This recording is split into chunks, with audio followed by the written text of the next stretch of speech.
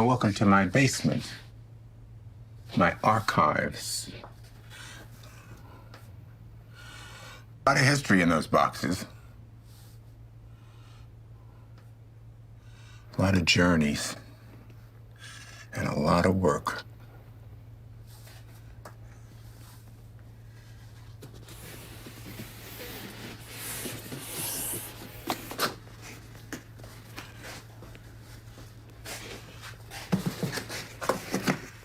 Most of it required big negatives because we used a view camera with a claw. Here's a perfect example.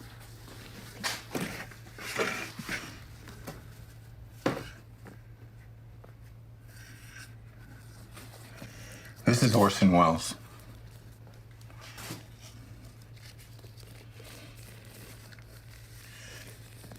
(1985).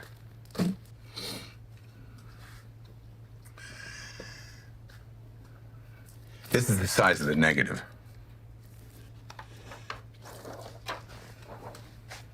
It was near the end of his life. Orson was leaving the studio and he was in a wheelchair at that point. And in the loft building in Los Angeles, I was looking down the staircase and a shaft of light was coming in and illuminating Orson in his wheelchair looking at the door. And I didn't have the courage to make the photograph and intrude on his life. So that picture exists here and it never goes away. Never. Orson. I try to be an equal. Even for those few minutes. It's just I'm a human being and the subject is a human being. And if the two of us collaborate together because we want to make something special, then you have a great portrait. If there's resistance on one side and negativity, it slows down the process and the picture becomes, or the photograph becomes more ordinary. So, how do you connect instantaneously? Scorsese, let's find Scorsese. I guess Marty's hiding in here. Where's Marty?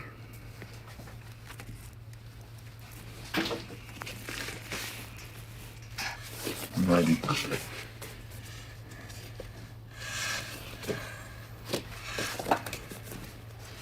Look at Marty all these years ago.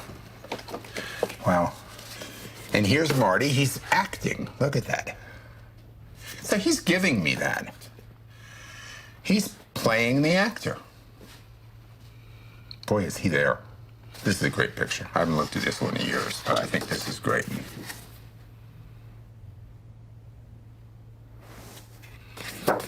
Because it's not perfect. Because it's moving and flawed.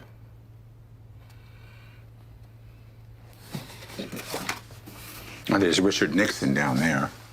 Okay, who else? I actually photographed Paul Newman a whole bunch of times. I think this is what they used on the cover of the Times.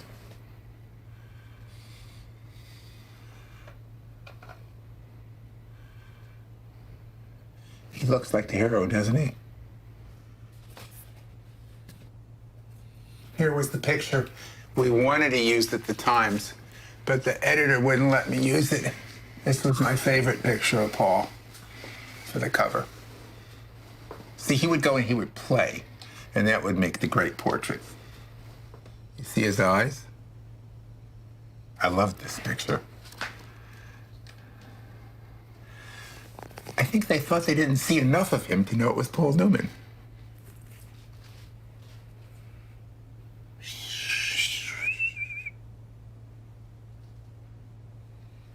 It's Jack. How cool is he? He doesn't have to do anything and he's cool.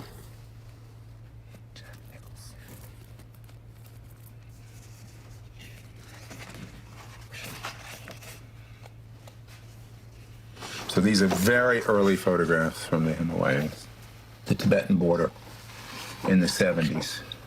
Yeah, 1979. 1979. It's a flawed photograph, but if you look at the monastery in the lower right-hand corner, you realize the enormity of the mountains. So India, Nepal, Tibet, all these places, that started in 1974. But at that time, it was too early in my understanding and development to put all these pieces together until I had the crisis with my arm and I turned to yoga.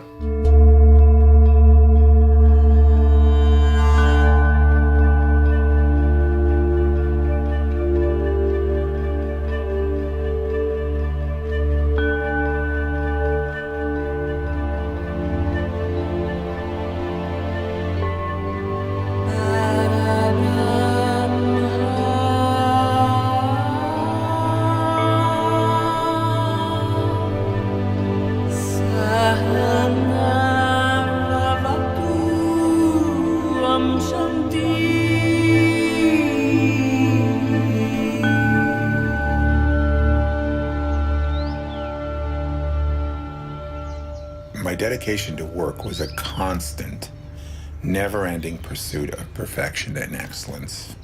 As a professional photographer and then a portraitist, some 40 years later, the travel, the 14-hour days, the pressure of concentrated, sort of intensified, stressed-out sittings brought me to a surgeon's table to fix calcified nerves in my neck. When I came out of the surgery, my right arm, my camera arm, was totally paralyzed. The neurologist looked me in the eye and told me I would never use it again.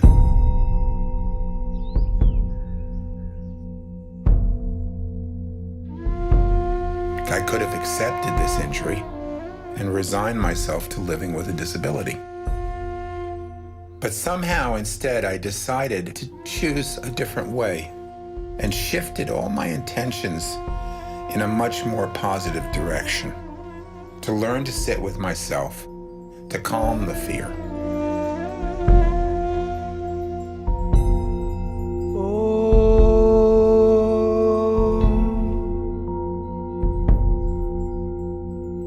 Sahana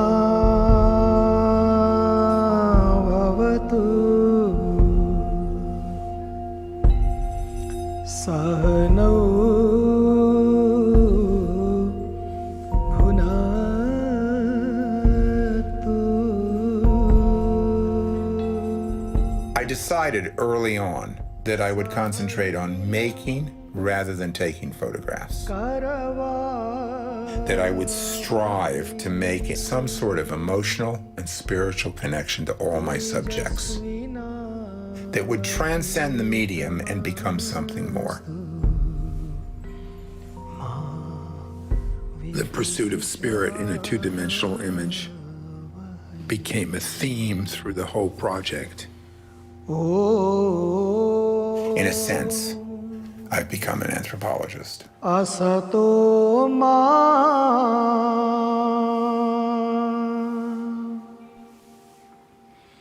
Sadgamaya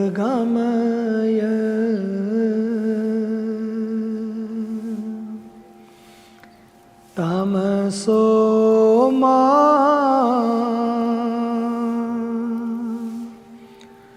Jyotirgamaya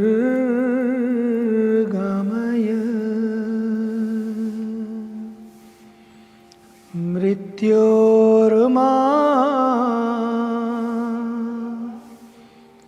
Amritam Gamaya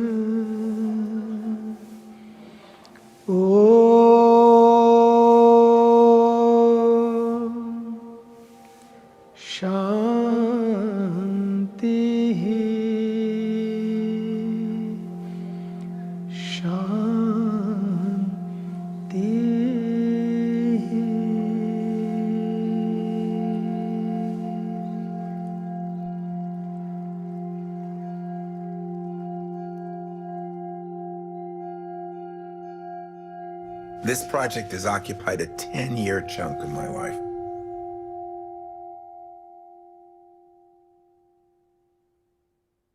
The photographs have been culled from different time periods, different attitudes.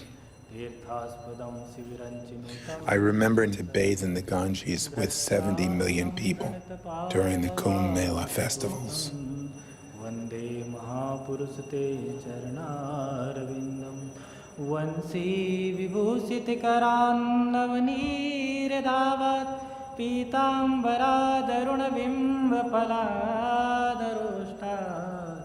Purnendu सुंदर मुखा दरविंद नेत्रात् कृष्णात् परं किमपि तत्त्वहं न जाने नारायणं नमस्कृत्यं नरं चैव नरोत्तमं देवी सरस्वती व्यासं ततो जयमुदीरये अतुलितबलधामं हेमशैलावदेहं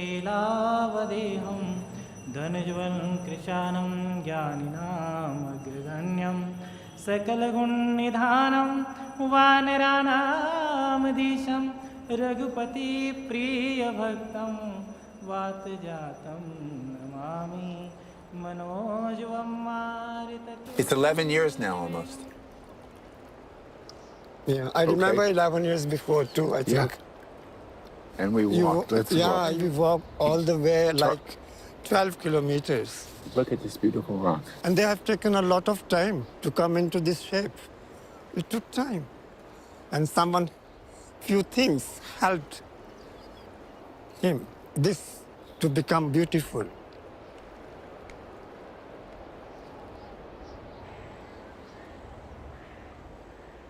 It's not even possible that the whole world turn into Babas.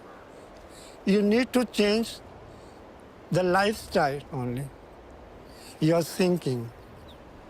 No one else is responsible for their unhappiness. You have to think over that. What makes you unhappy? And I think the main cause behind it is his never-ending desires.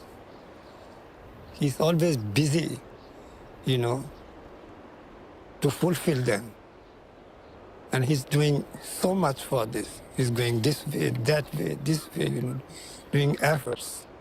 Sometimes he's success, and sometimes he's not success. When he's success, even then he's unhappy. When he's not success, even then he's unhappy, So you have to limit the circles of your desires,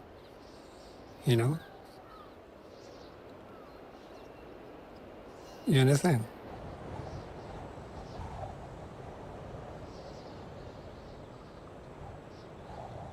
Cut the list of your desires, make it shorter.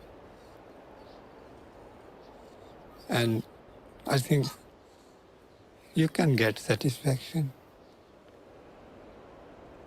It's a kind of process, you have to go through.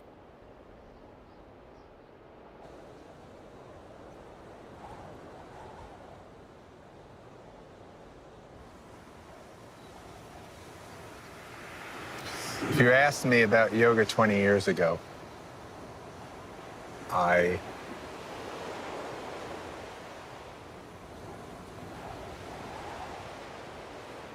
would have just answered a normal answer, oh, that's something people do. Makes them feel better. It's good for the mind, I guess.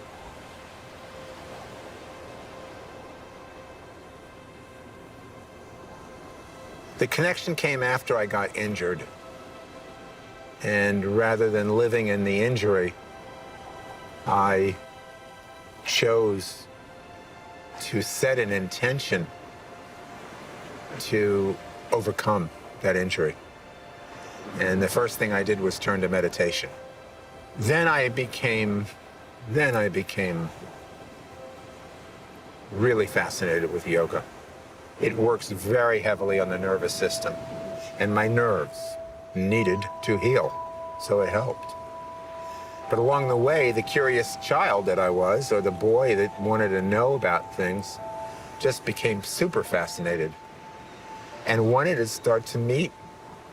I mean, if I could go photograph these presidents, and I could photograph these great directors, and I could photograph leaders of countries, and I could photograph, you know, the greatest opera singers in the world, why couldn't I go photograph some yogis? And how come nobody's paying any respect to the great minds of yoga? And that's where it was born, the whole project. So it gave me a ticket to get to the greats. It opened the door. It was one of the highlights of my life to meditate with some of these masters, to be educated by them, to be blessed by them.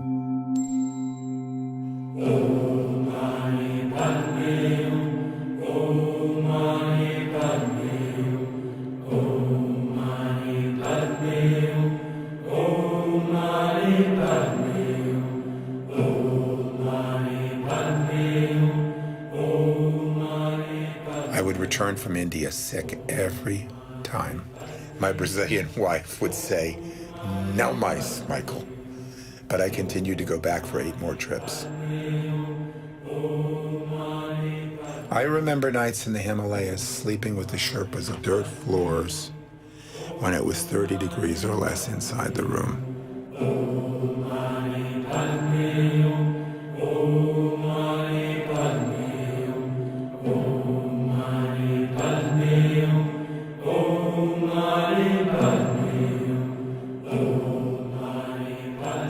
I was working with a crew of guides, translators, assistants, and drivers under rough conditions.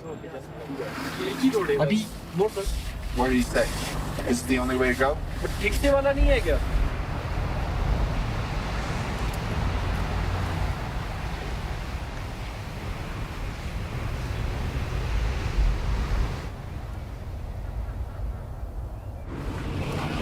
So how does it feel, Michael? First day on the road. It's pretty wonderful to be back. Pretty special place.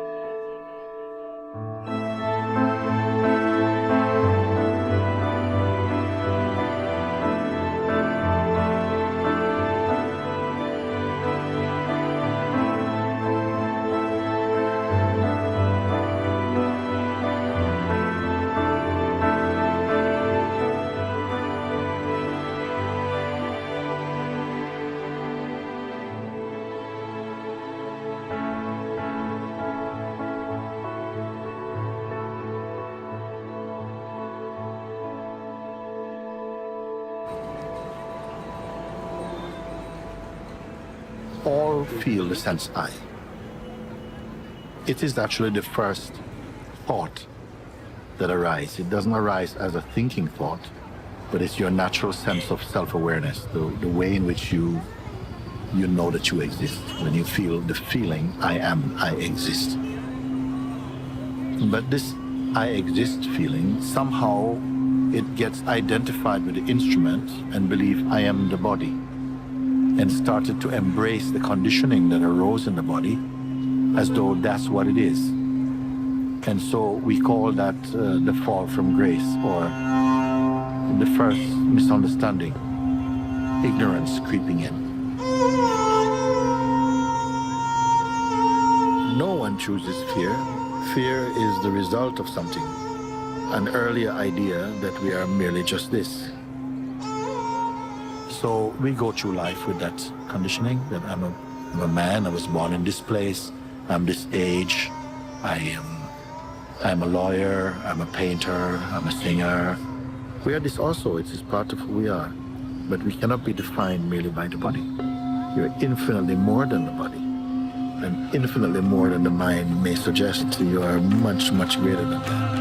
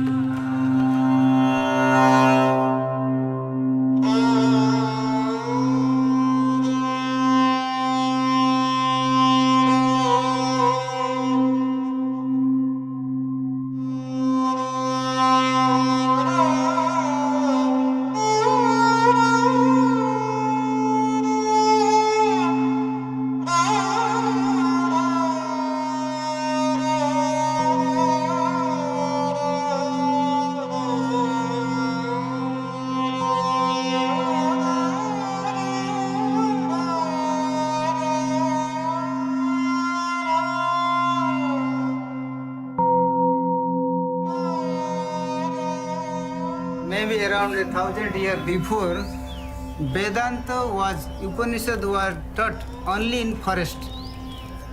Only those who have a real thirst to know, they in search of this ultimate knowledge go to forest. Because in only the forest, the mind remains pure. And most of the Mahatmas of this ashram, most of their time is being spent in this boundary only. Less connection with external world. No desire, nothing more, no more needed at all. So this boundary itself is forest for us.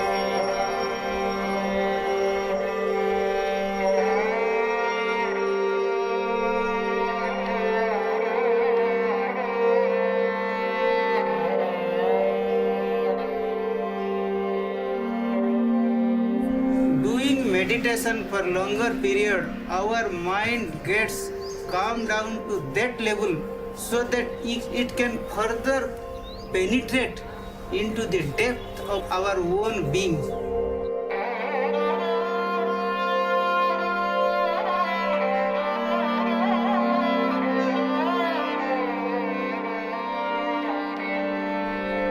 Now we are getting ready to know that we are something different from our body. Who am I actually?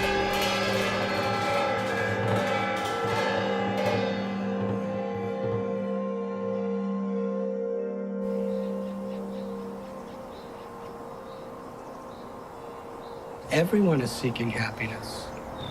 In the Srimad Bhagavatam, the essence of the Vedic literatures, it is said, when you water the root of a tree, that water naturally extends to every leaf and every branch and every flower in the tree. So when we actually find the origin of our true pleasure in feeling the infinite sweet love that God has for us, and in realizing our potential to love God, that love naturally extends to all living beings.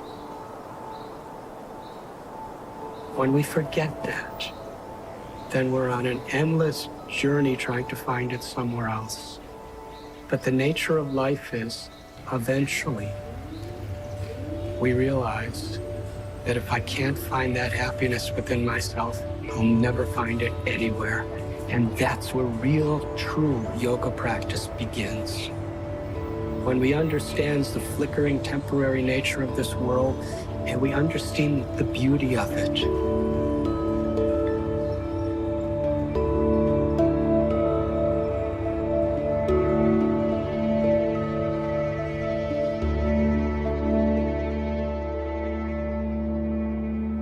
Where's Kermuk? In here? My teacher, Gurmukh, who I've studied with for some 12 or 13 years now. And I asked her where she wanted to be photographed, and she picked the Golden Temple in Amritsar because she's a Sikh who practices Kundalini yoga. And the most holy place in the Sikh religion is the Golden Temple. I love this photograph of her because she's so at peace meditating by the holy waters and the temple.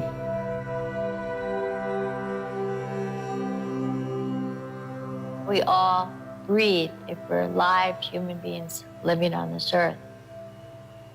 So the way you breathe is the way you live. Breathe longer, deeper life. But if you do quick little breaths, you'll end the life quite quickly.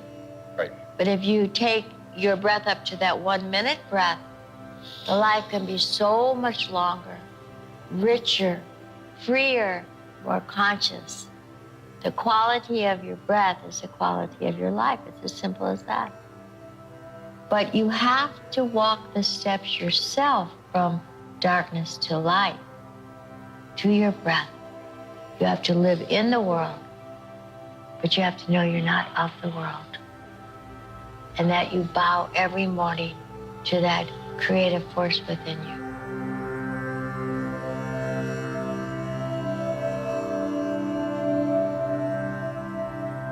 Most of the world is still looking outside themselves for their truth. And there's many gurus, many spiritual teachers, but beware. If a teacher wants a lot of money, if a teacher wants to initiate you as his students with no hope of ever becoming a teacher yourself, I would say run. Those are the olden days. We all have to be teachers now. Yogi Bhajan would say, never die a student, die a teacher. Maybe not of yoga, maybe of photography, maybe of art, maybe of math, but turn around and say, come on, I might know something that could help you, Bert. I was some loony bird when I was a hippie, but I knew. It's like Bob Dylan's song, you know something's happening, but you don't know what it is. How many people can get away from anything that's polluted? Any place is pure, so few can. But you can sit. The whole world is inside of us.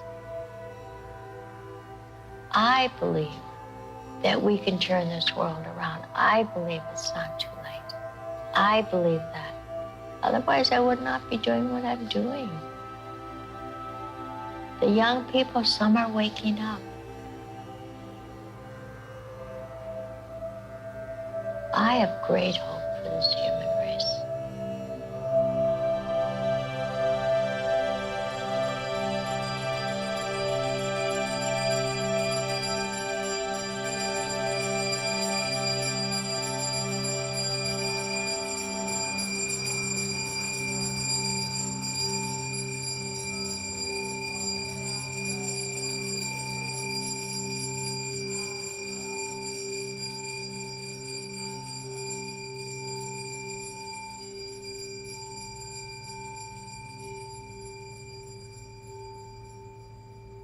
Photographing is, in a way, a meditation.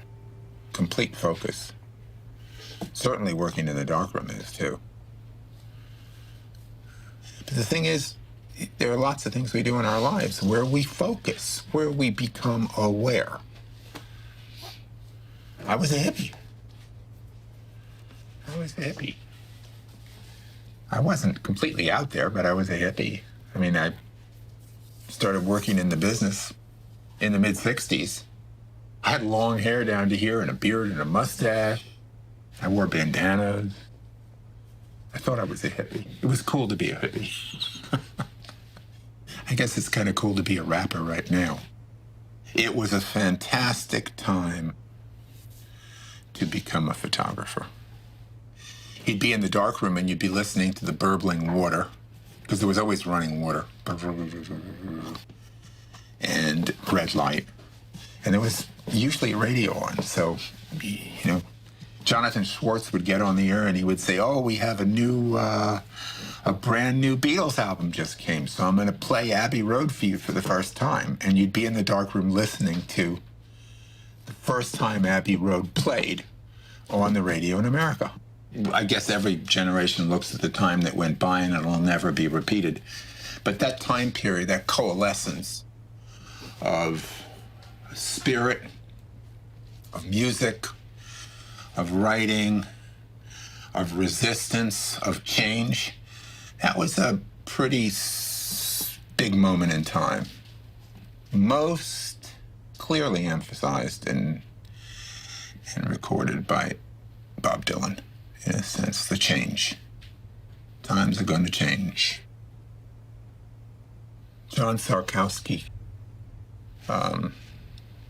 created the term the decisive moment for a photograph made by Henri Cartier-Bresson. And that started this awareness of the moment that hung in the air. So, yeah, if you're not here and focused dead on, how do you make that photograph at that specific moment when it needs to be made?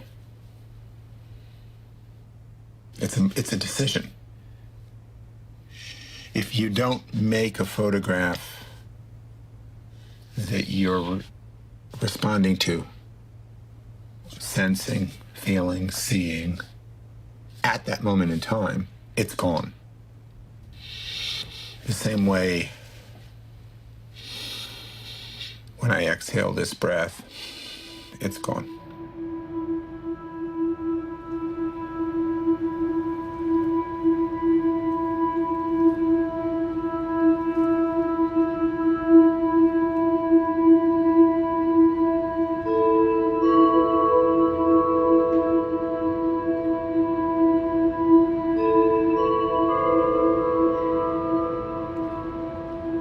The most important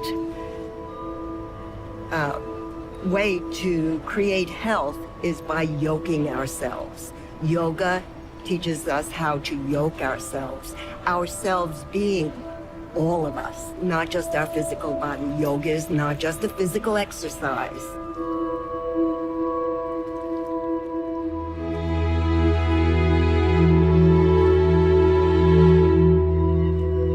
When we're practicing yoga, we're able to connect with our inner feelings, with our thoughts. It's difficult sometimes. Look, we're in New York City. New York City gives us challenges because there's so much going on here all the time.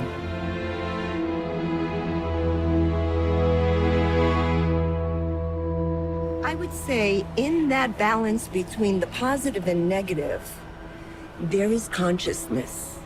Consciousness is between the inhalation and the exhalation. So being in the moment, they talk about being in the moment, but there's no such thing. There's only consciousness. And it's our ability to be able to hold on to consciousness that we realize ourselves. Because, as you know, the yogis can take time and extend it. And that's yoga. That's the purpose of yoga, is to reach self-realization. But, you know, as long as we're in a physical body on this physical planet, we are always going to have challenges. And if we can embrace those challenges and overcome our difficulties, then that's where we're going to find peace. You know, it's not what we go through in life, but how we go through in life that makes all the difference.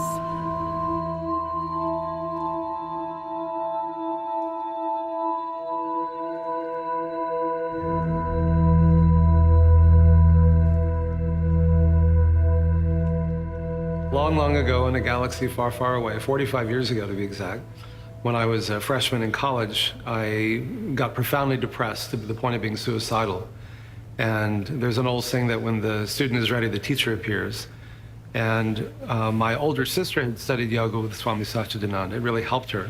And so my parents, who lived in Dallas at the time, decided they would have a cocktail party for the Swami. This was in Dallas back in 1972, or January of 72. It was pretty weird back then. Even today it'd be weird in Dallas.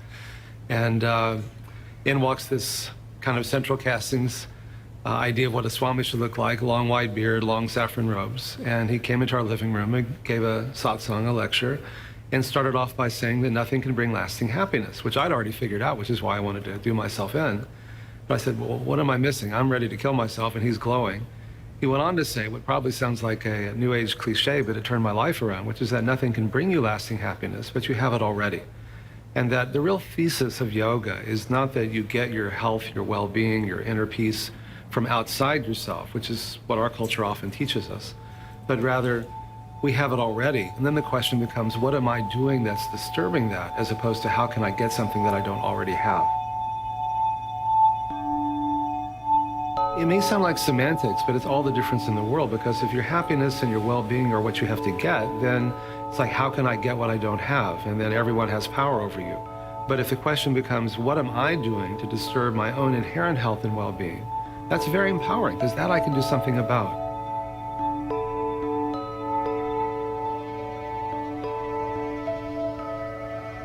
If the light is already there and it's being obscured by the darkness, and the guru, the remover of darkness, literally guru is remover of darkness in Sanskrit, a real guru helps you identify your own inner guru, that we all have that.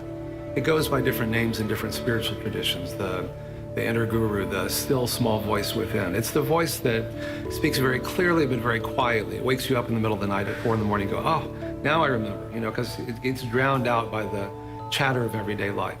Listen to that inner voice.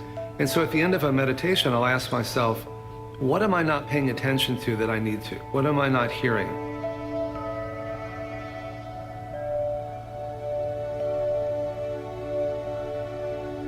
And so ultimately what these techniques bring you, whatever spiritual tradition that you begin in, they all kind of go to the same place, of that on one level we're separate, you're you and I'm me. On another level, we're part of something larger that connects us, whatever name you give to that, because I'm more inwardly defined and I can see the unity underlying the diversity. The paradox is that the world becomes much more of a playful, enjoyable adventure rather than a problem to be solved.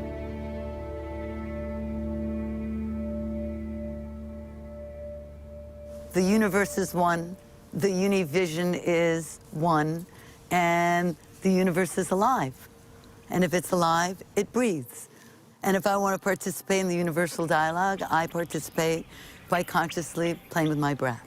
Yoga works, and so you're supposed to come in one state, and hopefully if it does its job, you come out in a different state, right? A state that is designed, right, to give you more joy. But the goal of practice is really to develop a discipline so that sustains you, so that you can always get over it, so that you don't have to walk into the room in a bad mood and have that experience put you in a better mood. When I think about yoga for joy, when I think about the spirituality of yoga, the metaphor that really speaks to music, right? And yoga is music. It is, the body's the instrument, the mind's the musician, your breath is the tone, and you play music, you learn music, you listen to music to soothe the soul, to soothe the personal soul, to soothe the collective soul.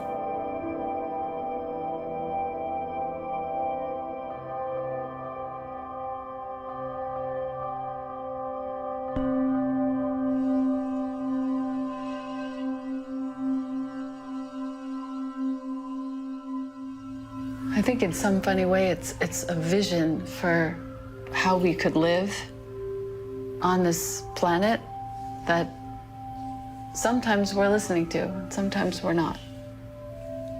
How willing are we to stop judging and stop comparing and stop analyzing and start to just have an experience of what's moving through us at any given time? Because what's moving through us is a longing for love and connection. And we keep blocking it with all these thoughts and these mental meanderings that mean nothing. The spirit that is moving through us already, it's not something we have to add. It's not something we have to go to class for. It's not something any teacher can give to us. Right. It's moving through us already. That is what we're glimpsing and touching during yoga when we practice, and hopefully when we're not. I think yoga stands for freedom for a lot of younger people. It's a way out of the system. It's a way out of feeling trapped or forced to be a certain way or live a certain way. It's a way to understand who you are and what you want and to live that.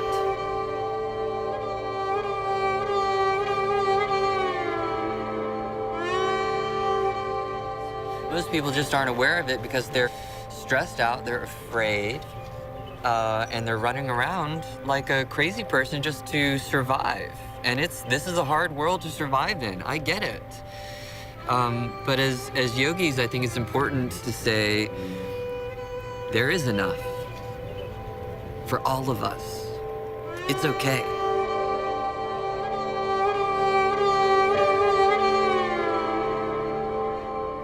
When I photographed all of these different schools of yoga or teachers from different lineages, it wasn't that I was trying to record it all or the difference between the yogas. It simply was that I was trying to tell a visual story about what yoga looks like.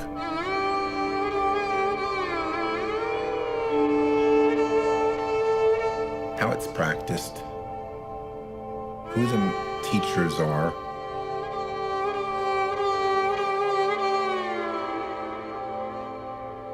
and in a sense, often it didn't matter if the asana was perfect to me. It was more the energy and the intention of the asana in the photograph that I cared about. I could take great teachers, I could take students. It was where they were going, what was the intention of the asana, and what was the energy of the picture. Yogananda Ji in Rishikesh. He's like a root of an old tree. You don't know whether the root of the tree is coming or going or holding the rock together or the rock is holding the tree. And if you look at part of the picture, without his face, you can't tell whether he's a root or not.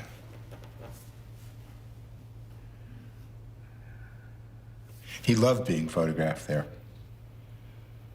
It felt like an appropriate place to tell a story of age.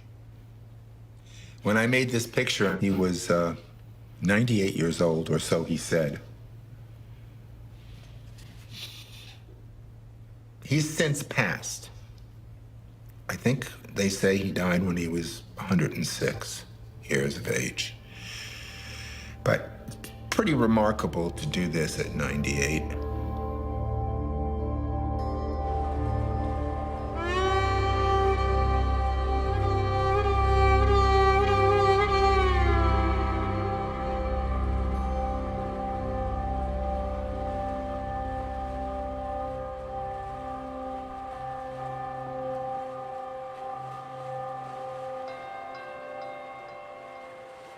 The journey never had a specific destination. It was simply my own personal path with yoga. That path was a river, and the purpose was to be on the water.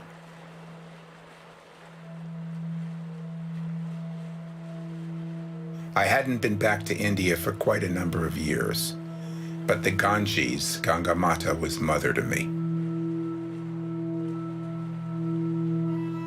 My energy flowed through my relationship with yoga. It often felt like rafting, like river running. I would put in, then float, drift, pull the oars, never knowing what was around the bend.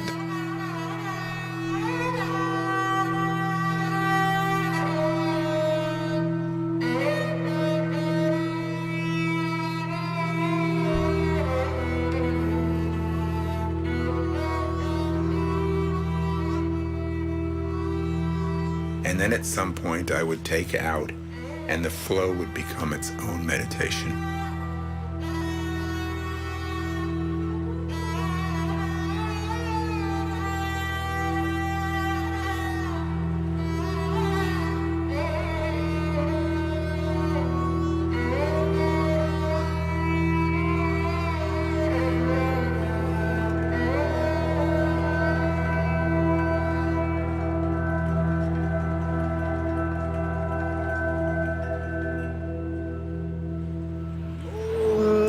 कुसुमं शंकाशं कश्यपं महाज्योतिं धंतरे सर्व पापगण प्रणतहस्मिति महाकरम। उस time मैं काम करता था, अपना business था।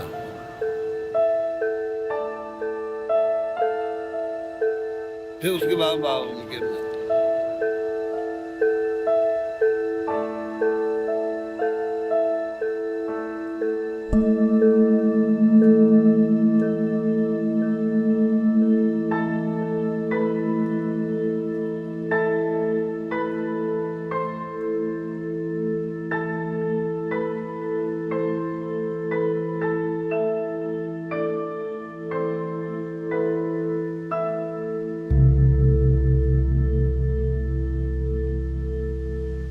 Why the penis lift?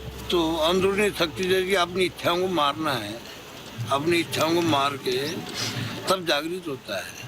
और जागृत भी हो गया तो उसको मारना है, अपने आप मर जाता है। ये काम को रोकने के लिए शिव जी जो काम का शक्ति है, बीजों का जो शक्ति है, ये शक्ति हम लोग धारण करके रखते हैं। हम लोग जस्ट नो यूज, ये just power To control. Yes, control. That's the main thing.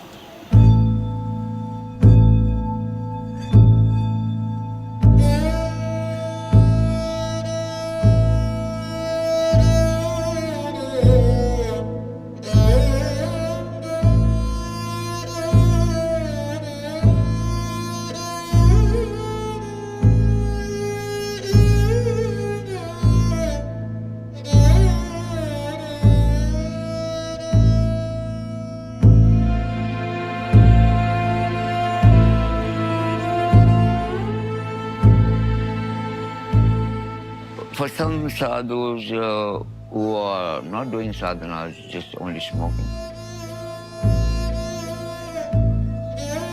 But another thing, it doesn't matter because you renounced everything. You're done. You know, you have nothing. Just that smoke comforting you. And sometimes that smoke can lock your sex power. You press it down, like control it.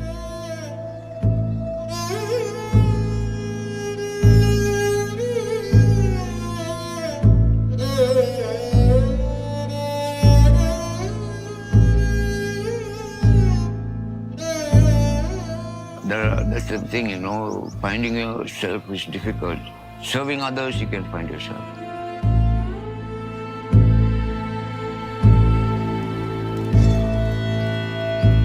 Karam yoga. Karam. Oh, yeah, there's bhakti yoga also, where you serve others.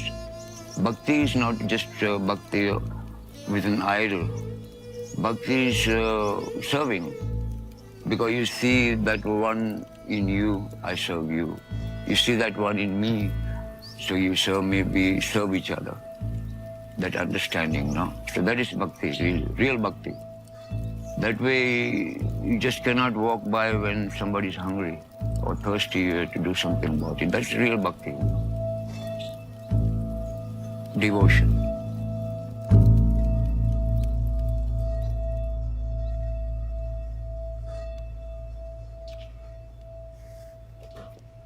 You want Dharma? Hey, let's talk about Dharma, because Dharma makes me happy.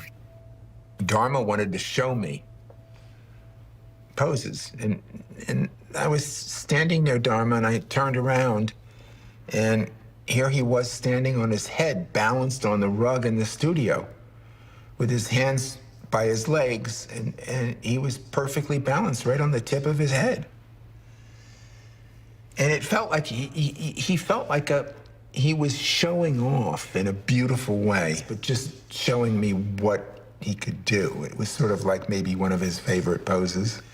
So we designed to do that specific pose on the streets of New York. Nothing's retouched in this picture. It's absolutely as is. So he would look at me and he would give me a little signal with his eyes, and he would move his hands straight up to his pants, and I would make the photograph. I've handed the picture to people and they've turned the picture over thinking that this was up. So I thought it was kind of wonderful in designing the book that Anatina Kessler, who designed the book, decided to take the front cover, which was an upright yogi, and put on the back cover upside down an upside down yogi. So the book is upside down, the yogi's upside down.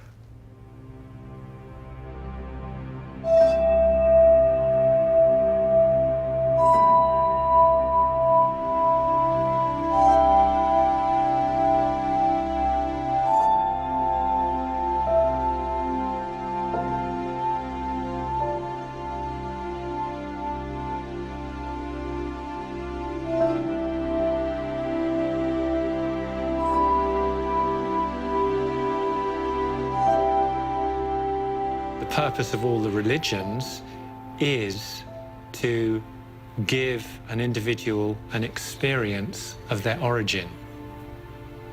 And they generally agree that our origin is spirit. And therefore, if you like, the job of religion is to give people the experience of their spirit. That is always there, but it just may be dormant. And that's what yoga does. That's why the yoga studios are so full.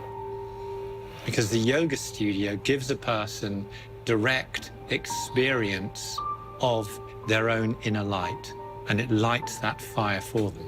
And then there's a direct line towards wherever that person is and infinite consciousness. Now, of course, infinite consciousness resides within anyway, but we usually take an outer journey to make the inner connection. But in that sense, yoga is not aligned to religious practice in the same kind of a way. It's much more informal. And that's one of the reasons why it attracts so many people these days. Because so many people these days have seen religion and have seen those who espouse religion behaving in ways that they don't consider religious, they don't consider spiritual, and we're all trying to make sense of these new times. It's interesting to note the difference in approach between Western philosophy and Eastern philosophy. So Western philosophy is essentially an academic pursuit. Discussion, written work, exposition, more discussion. In the East, the philosophy is taught through practices that open and elevate the consciousness, so the person has the experience of the concepts in that philosophy. And in that sense, yoga is philosophy. But through discussion, you don't actually learn to engage energy, to engage spirit.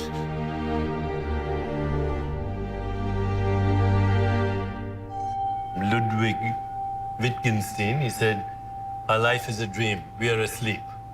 But once in a while, we wake up enough to know that we are dreaming. So your body-mind is a dream, and everything you are experiencing through the body-mind is also a dream. What is not the dream is the self in which the experience is happening. Your deeper self has no form, because if it had a form, we'd be able to see it. Being formless, it is not in space-time. And being not in space-time, it is also eternal. As the Bhagavad Gita says, water cannot wet it, wind cannot dry it, weapons cannot shatter it, fire cannot burn it. It's eternal, it's not subject to birth and death. That's self is not in the body. The body is an experience in the self. The mind is an experience in the self. The universe is an experience in the self. Your body-mind has no substantial reality. You don't have the same body-mind that you had even 2 months ago, or 5 minutes ago, or 5 seconds ago. In fact, there is no body, there's no mind, and there's no universe. These are just concepts that the self creates, the human self creates, to interpret intermittent streams of sensations, images, feelings, and thoughts, which are the only subjective experience we have. The Buddha said this lifetime of ours is transient as autumn clouds. To watch the birth and death of beings is like looking at the movements of a dance. A lifetime is like a flash of lightning in the sky, rushing by like a torrent down a steep mountain. So everybody's grasping, clinging at something that you can't. How do you grasp space? Forget the air. How do you grasp space? How do you grasp time? Illusion is giving permanence to something that flickers in and out of existence. And the body-mind is like taking a photo of that.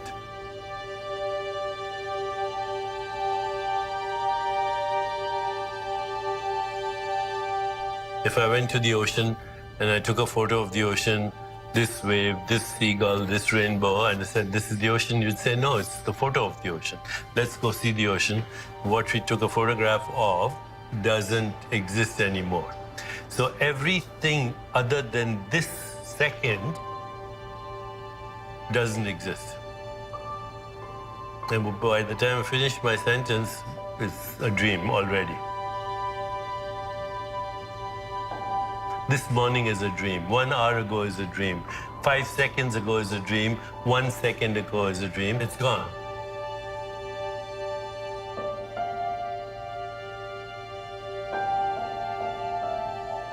I think in the end, the meaning of life is to find out who you are. Because nobody knows who they are.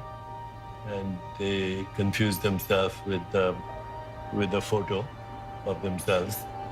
And the ultimate goal of life is to find out who you are, and therefore go beyond the reason that humans suffer, not knowing who they are, clinging and grasping, fear of impermanence, identifying with a false self, and the fear of death. Those are all one thing, not knowing who you are. So the meaning and purpose of life is to find out who you are.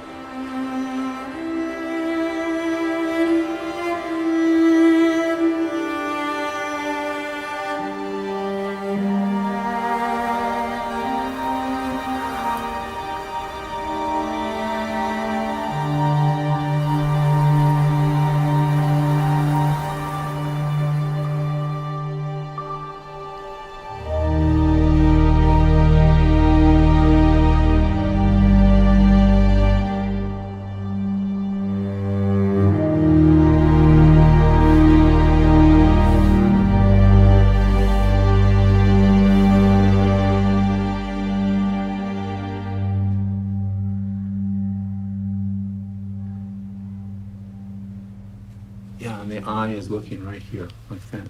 That's it. I just want a picture of the eyes. That's it. Beautiful. So I think what we want to talk about is your story. Where do I start? At the beginning. At the beginning, well, I'm Swedish. I was born in Sweden, and my father was a chief of police, and very, very strict. So by the time I was 18, I left home, and on the pretense of going to England to study English.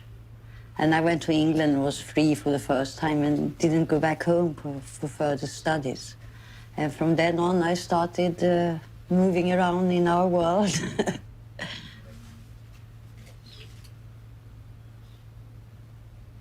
So I left home, and then I started just wondering what it is all about, you know, what is it all about? And slowly, slowly started growing. And then I was very lucky, because of my age now. I was in England in the late 60s and 70s. There was a kind of revolution amongst the young people. There was a hope. So I kind of went with that flow.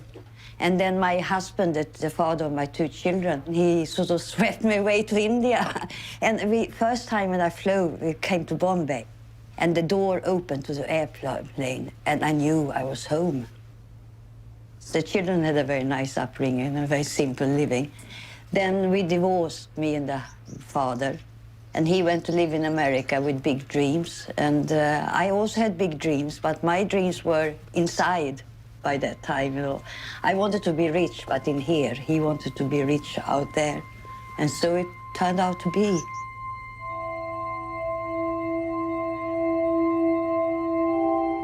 I guess, too, what has happened, that's how I think in Indian philosophy, you know.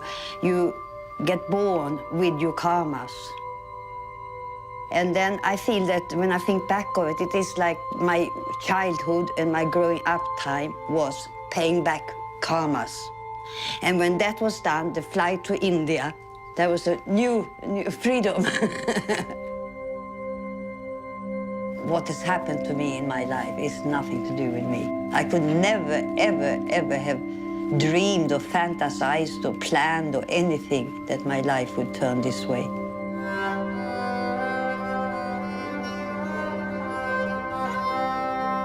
We are living in a world of duality. There's good and there's wrong. Right.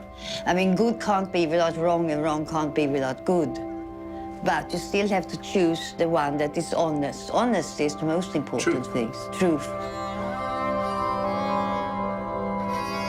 It has to be a big change. From any point of view, from education point of view, from medical point of view, from political point of view, from every point of view. It has to come back to being human.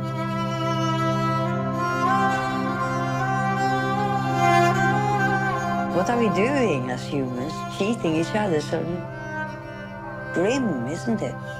What are we doing to each other?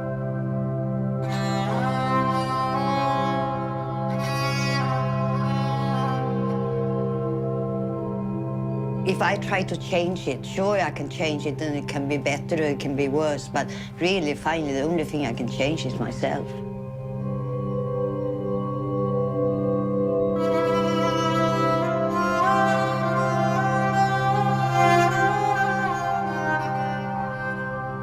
So words are not necessary.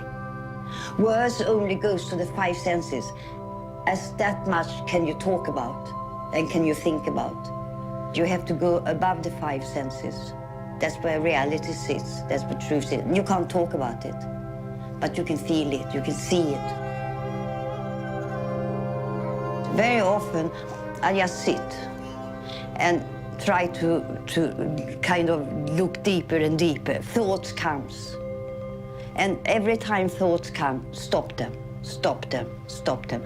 There's so many different kinds of meditations, but I find that for me that has been very helpful of stopping this, not the thinking as all thinking, but that kind of internal, that duality conversation one has with oneself, that thinking. You sort of chat to yourself and you decide, yes, no, I don't like that, and should I do that or like that. It's like 2 people.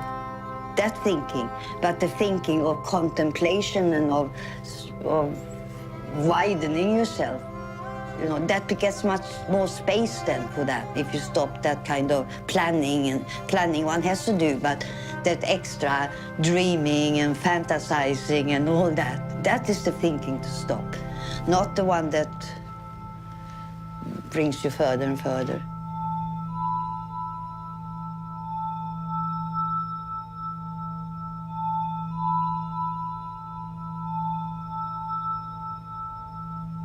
And that heightens the awareness that sort of common man don't have because they don't try to find it. It's there, but you have to go above the 5 senses and above the material world in order to see the truth. Once you're there, then you realize that, gosh, we're all just human beings. But until you get to that point, then you are important, and that one is bad, and that one is great, and that one is silly, and that one is rich, and that one is poor. Finally, when you go above the five senses, that kind of thinking, intellectual thinking, then you see that it's just one thing, all of it, nothing more.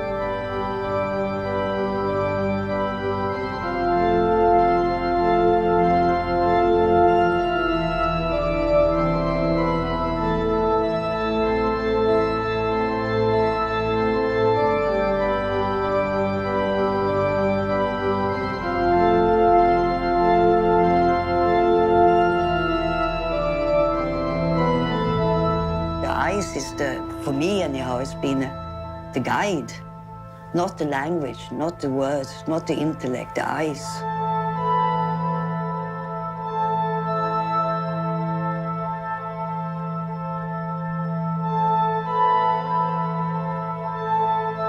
So use just your eyes and you will get that. We will get there. We use the eyes together and we get there.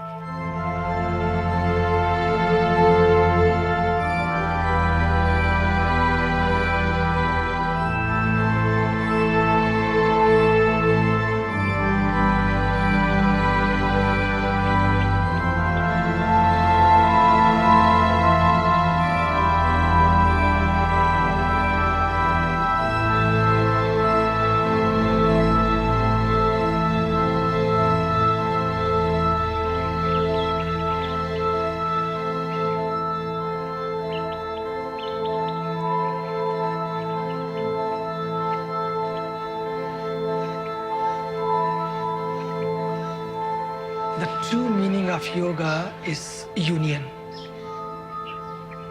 That union is not outside of us, inside of us also. We need that union through yoga, not mere bending over. Because yoga is not 45 minutes class. Yoga is not only on the mat, yoga is off the mat.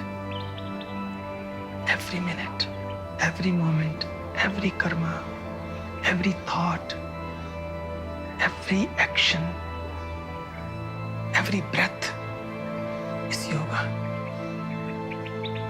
Yoga is what you are.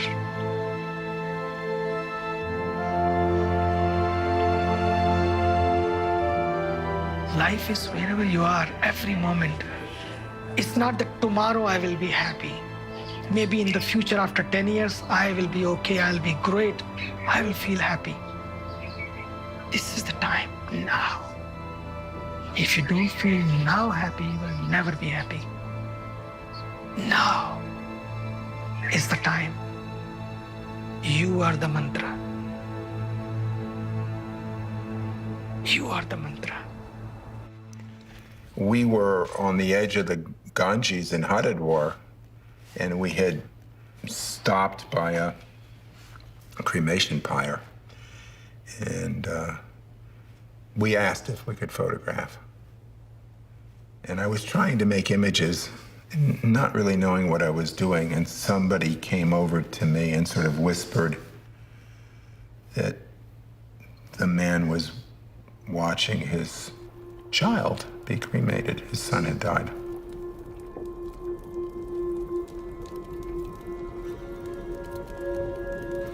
I wrote about this photograph and said, a father watches his son being cremated at the side of the Ganges in Haridwar. The temple, quote unquote, body burns and releases the individual soul back into the universal soul. The saying from classic Buddhist lore is, I will give you a boat to cross the river, but you must leave it at the other side and continue on. The longer I'm involved in this journey, the more I realize that my yoga has evolved into a means of letting go and surrendering to change, passage, death, to move away from fear, to the fears that bind us.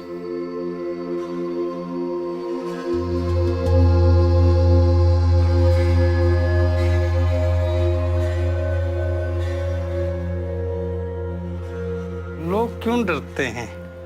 ये तो बहुत गहरा प्रश्न है। एक महात्मा जी गंगोत्री में रहते थे, मृत्यु के लिए आए थे। तो जब वो कहते हमने शरीर त्याग देना है, शाम हो गई और घर में उनको पता नहीं लगा, रात हो गई, बर्फ गिरने लग गई। जैसे 3 बजते हैं, ये प्रैक्टिकल है, कभी भी आप बैठ जाइए 3 बजे तक, करा के धुना अपने आप ठंडा हो जाएगा अपने आप। आपको लक्कड़ कितनी भी लगा लो इसमें। जब रात हुई, जब 3 बजते हैं, तो वो क्या कहते हैं, ये प्रश्न का उत्तर आपको दे रहे हैं। तो वो कहते हैं, हे प्रभु आज का दिन हमें बचा दे। क्या मतलब कहने का कि भय वाला शब्द है ना आपका। तो एक तरफ तो हमें क्रोध भी चढ़ेगा, हंसा भी बड़ा है। मेरे से फिर रहा नहीं गया। 2-2:30 बज रहे थे। मैंने महात्मा जी से मैंने कहा, महात्मा जी आप तो कह रहे थे मैं से चोला त्यागने आया हूँ, और आप कह रहे प्रभु आज बचा लो। क्या तो इतना भय होता है व्यक्ति को कि नहीं, मैं जाना नहीं चाहता। तो ये जो है ना भय, ये तो वो ये भय हम और आप नहीं बता सकते। जब वो समा आता है वही उसका वर्णन कर सकता है। मौत से सभी ये प्राणी को ज्ञान ही नहीं होता कि हमने भी एक दिन मृत्यु हमारी भी होनी है। ये तो भ्रम है मृत्यु लोक में। मृत्यु लोक में और किसी चीज का भ्रम नहीं है। इसी चीज का भ्रम है कि वो उसको ये नहीं ज्ञान होता है कि मेरी भी मृत्यु होनी है। क्या वो सब संघर्ष करता है। जो पहला प्रश्न था इनका, वो प्रश्न का ये संघर्ष खूब करता है व्यक्ति, लेकिन उसको ये नहीं पता लगता है कि ये मेरी भी एक दिन मृत्यु आएगी।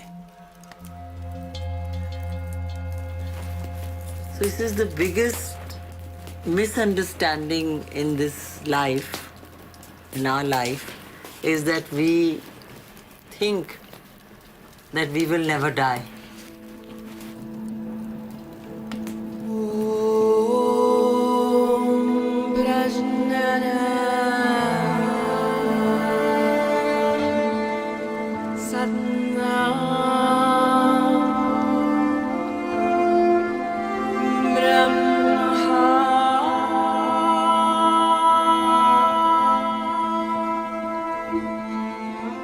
Do you know when people are old people at the Golden Temple, you'll see them around, they're muttering, Waheguru, Waheguru. They got their mouth, Waheguru, Waheguru, Wah.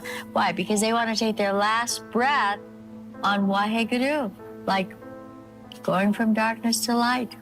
Waheguru is, Wahe is wow. Guru, I'm going from darkness to light. I'm going to liberation. And they say that so many people leave their last breath like in a hospital, and they use a swear word because they have done no preparation. We know this is temporary. We know we come to go. That's why we do meditations out of the 10th gate, preparing to go home. So you go home with ease, you go home with grace. But if you don't have that tool, you hold on for life. You don't want to leave. You're in a coma for years, or you have all this stuff, more, keep me alive, put any tube you can in me, I have to stay alive. Because a lot of people think that this is it.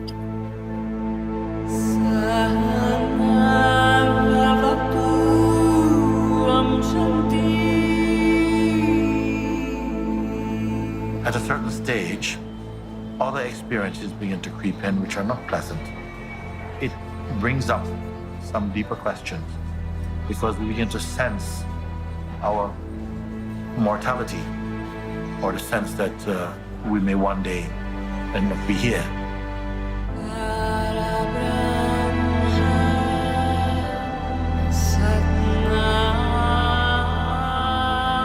But as you go more inwardly, because for a while our experiences seem to be coming in from this side of the eyes, from the outside.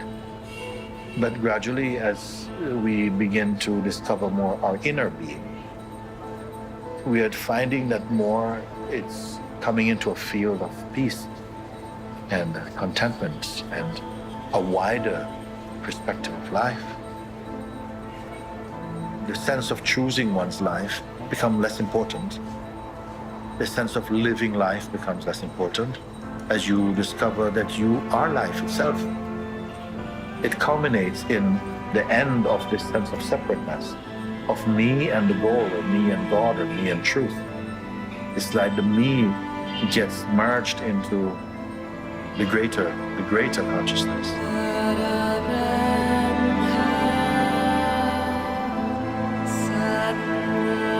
Then you can see from this place, because it is there already, it is what you are fundamentally. And this is the only space that there is in you that doesn't belong to time.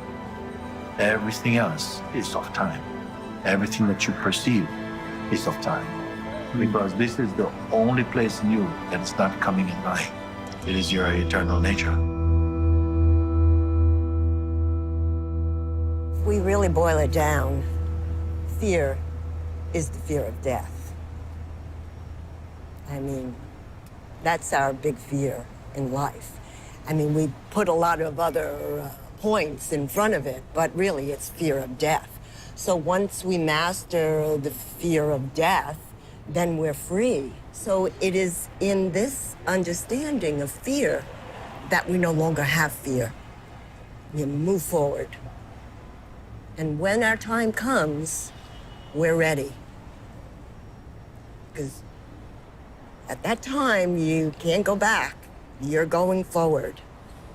And you're letting go of all fear and trusting what you've done all your life. So it is our opportunity to be free. I believe that's why we're here, is to learn that. So it's kind of funny. We're born to learn how to die.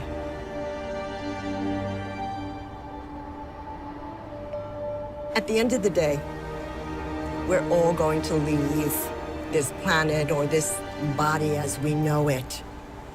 But it's in those last breaths of our life that we, if we're in consciousness, that we can take that consciousness with us and move forward to our next journey.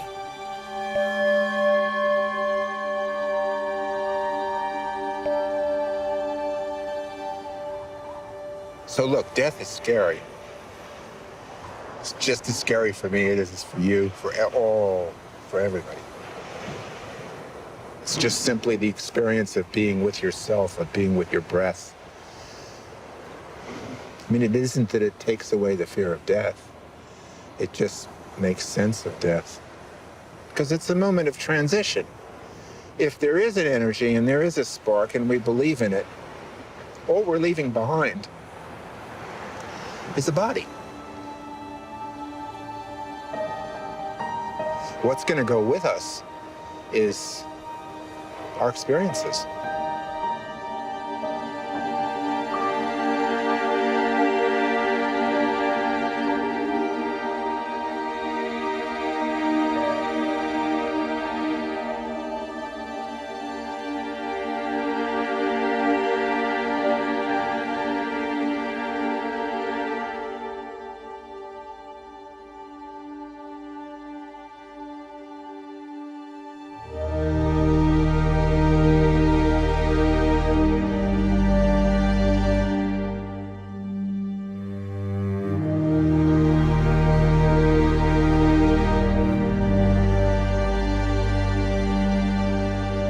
I think a lot of it is taking that little time during the day to address those parts of us that we can't see.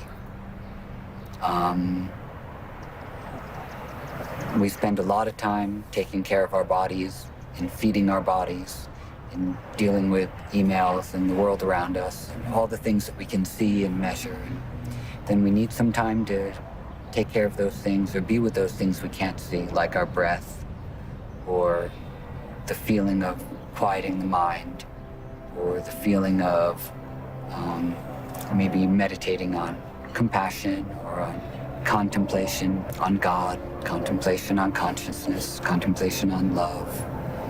All these things that we can't see and we can't measure. And so in the yoga practices and in meditation, that's a lot of the world that we're in. We're in the world of things that can't be measured.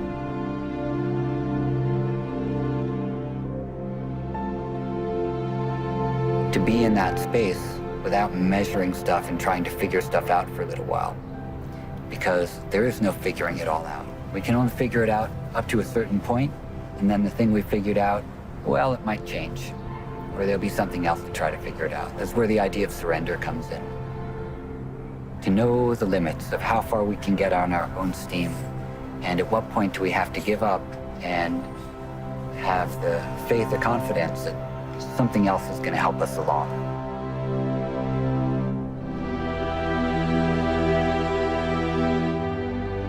There are a lot of people meditating, a lot of people doing something like yoga, a lot of people going to church.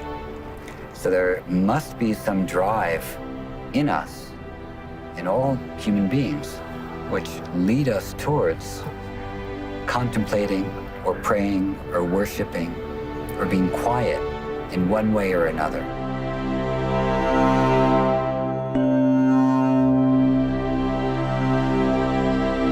Aristotle and Plato and the Jain monks and the yogis, they all questioned, they all contemplated. Some of them left society so they could contemplate these things. This has been going on for thousands of years. It's not new for us to be doing this. It's part of us to be doing this.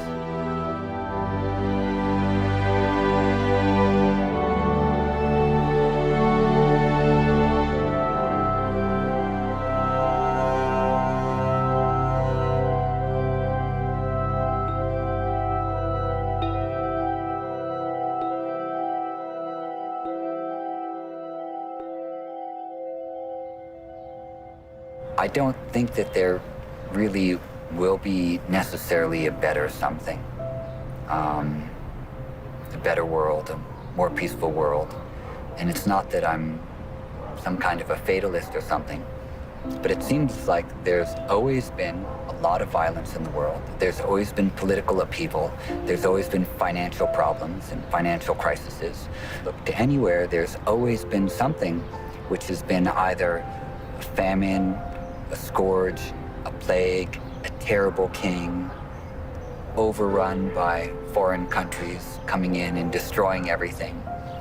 This has been going on for a long time, and we're no different.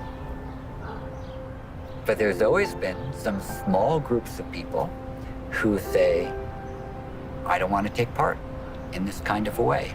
And so I'm going to try to be a kinder person, a more thoughtful person. I'm going to think about the world that I live in. I'm going to think about my actions in the world, and I'm going to try to be more loving. And there's always been some small groups of people throughout the ages and throughout time who have decided to do this. The yogis are one of those groups, and their longevity in terms of the practice staying alive has been remarkable. The practice of yoga might look a little bit different now, but the idea behind it is essentially the same. I don't want to take part in the world in the same way that I see it causing a lot of suffering to people. I want to take part in the world in such a way that it creates more happiness, more kindness, more thoughtfulness, more care. So we need that quiet time to experience those things. It just serves to make our life a little bit more stable, and make our perception a little bit more clear, and give us a greater appreciation that everyone around us is also going through that same struggle.